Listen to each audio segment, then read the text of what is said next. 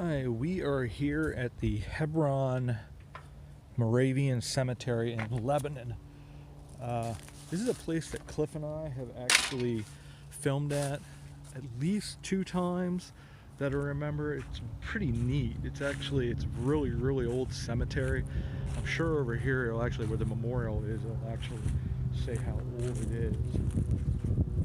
This is something I noticed for the first time, is they have a few of these stones that are actually right here. Like there's like some of that, just a really unique thing. That's, I assume it's an old cemetery stone that they have in the actual wall. Moravian cemeteries, as we've talked about before, you'll see some stones over here. This is actually from another church, but the Moravians believed that everybody was equal in death, so they all had flat stones and they were all the same. Now later on, as you'll see, there were some stones that were put in by the families later time, but they're pretty simplistic stones. I want to look at this because I think it does mention something about Count Zinzendorf.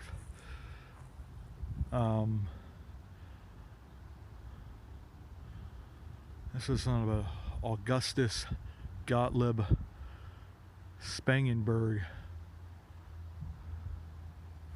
1704 to 1792. But they do talk about Zinzendorf would have been, you know, he was the major force for the Moravian Church here in the United States. Yeah, they do have here.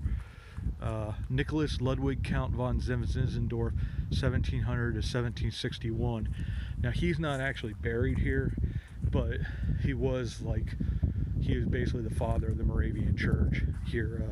But Hebron, I think it's either Hebron or I think it's Hebron though, Moravian Cemetery of the Unitas Fratrum. I'm probably not saying that right. 1748.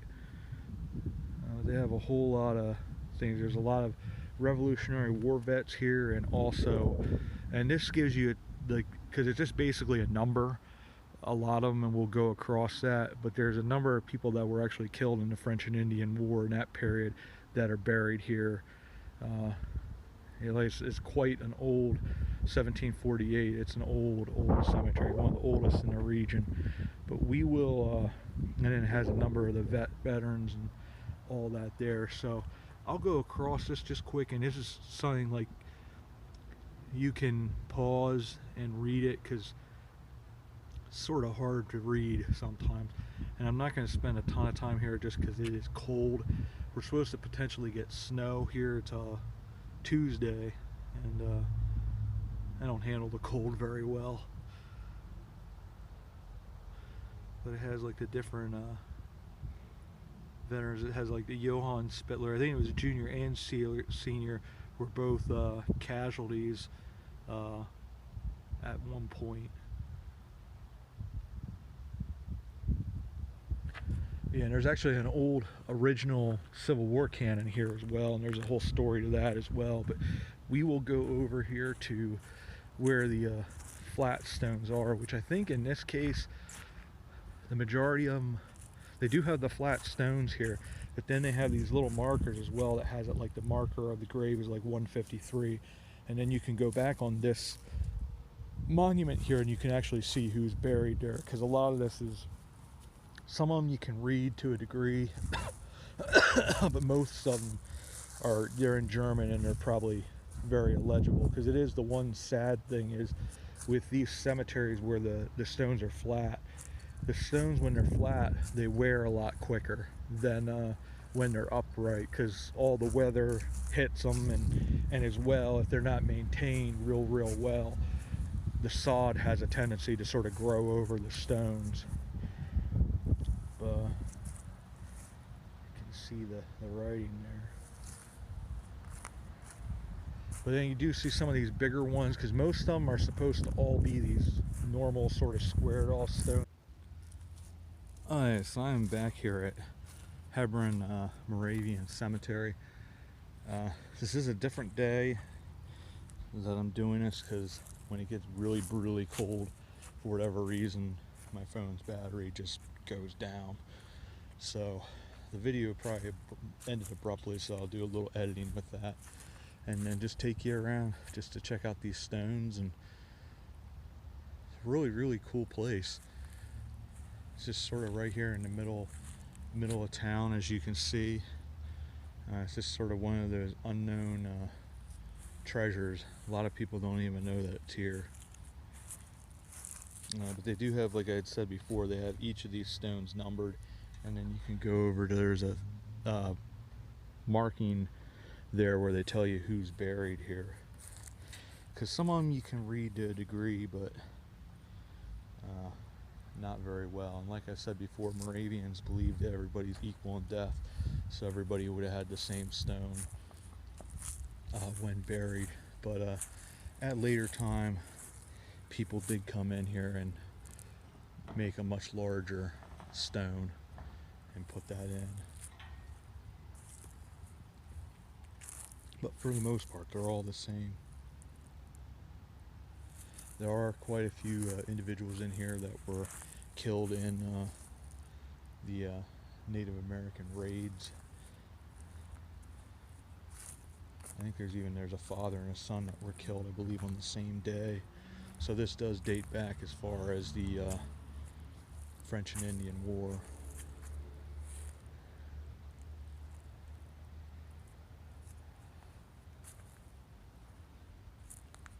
It's a Helena. Most of these, because the Moravians would have been German, most of them it's written in German. You can maybe catch like a name, a date, that type of stuff, but for the most part, the things that are written here, you're just not going to be able to read. And a lot of them as well, like a stone like this, just over time, especially with them being stones excuse me, that are laying down flat, they wear a lot more quickly than the ones that are upright. This is a pretty, like, a really well preserved cemetery, because a lot of time these Moravian cemeteries, you'll have these massive areas where it's just open. There's stones there, people are buried there, but the stones, just over time, the sod, the grass, sort of the dirt sort of goes over top of them, and they're lost to time. A lot of times, sometimes they don't uncover those. Like, you'll see a bunch here.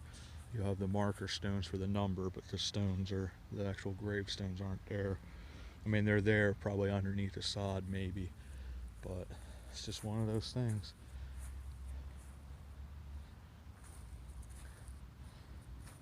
This is a pretty cool one.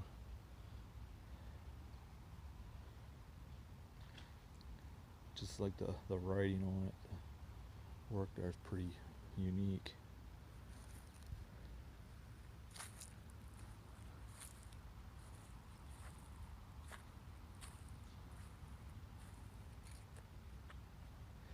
Another unique thing too that they did, which I don't know if that's here, but like a lot of Moravian cemeteries, all the women and the girls would be on one side and all the men and the boys would be on another.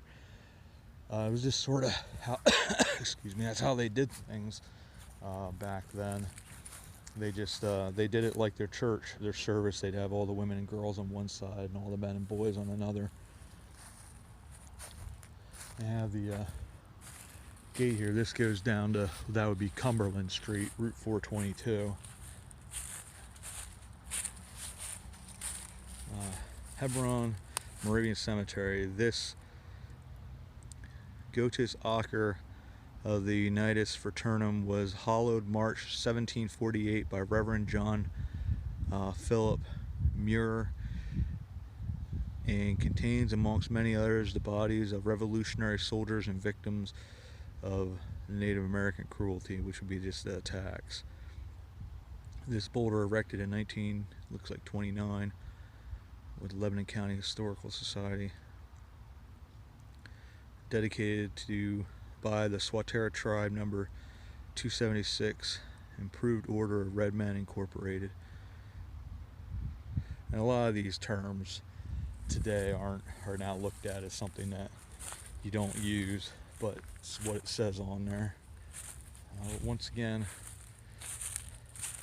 really unique place, and like I said, it's a place where it's just one of those unknown treasures of history, and it's just sort of back back some roads and sort of hidden back here.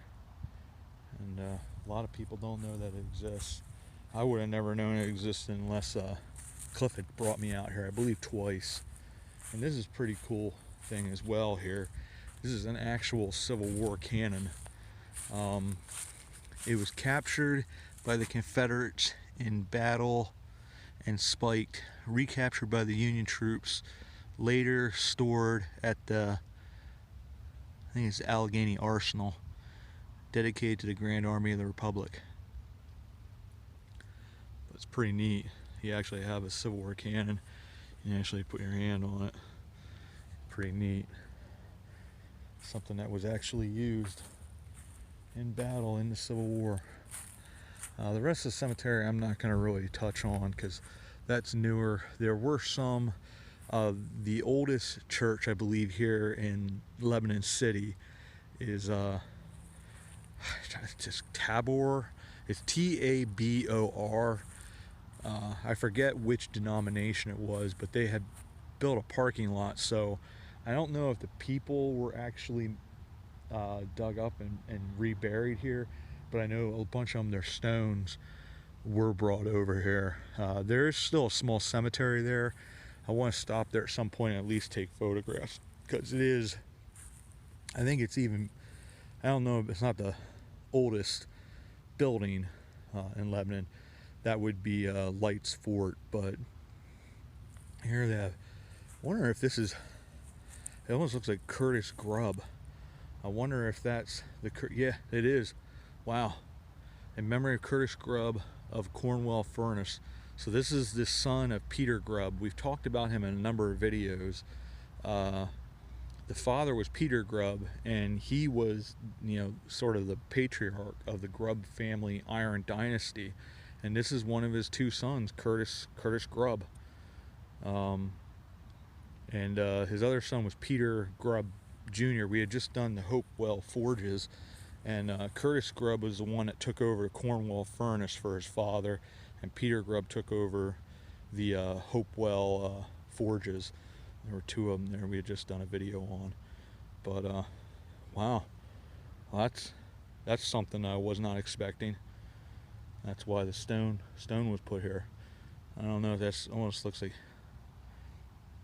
if that's, I'll have to look at that on the things. 283 and 285 it almost looks like.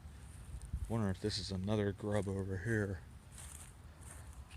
That was definitely something I was not.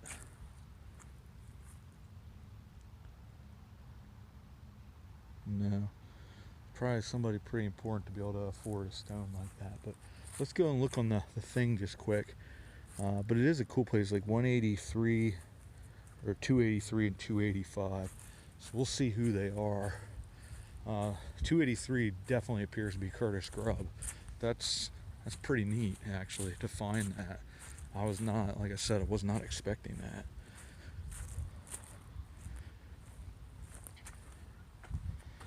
Curtis Grubb is the one that sort of went, after his father passed away, Peter Grubb, he sort of took over everything and just ran the whole operation. Let's see.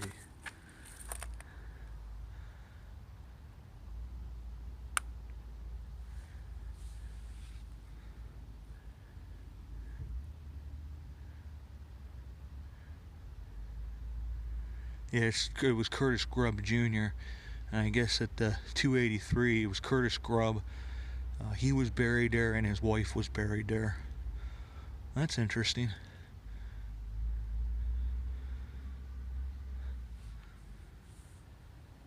It must have been Curtis Grubb Jr. then that was the one that... Well, he didn't live very long. He was only 1778 to 1780. So actually his father outlived him. I don't know, these numbers might not.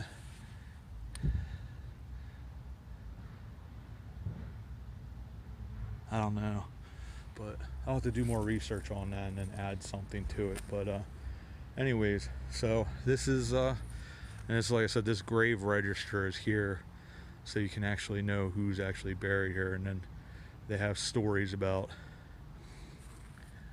yeah, they talk about here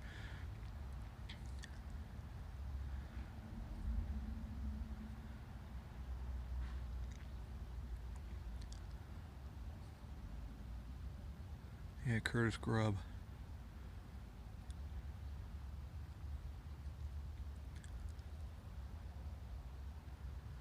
There's a couple of people that are pretty significant here.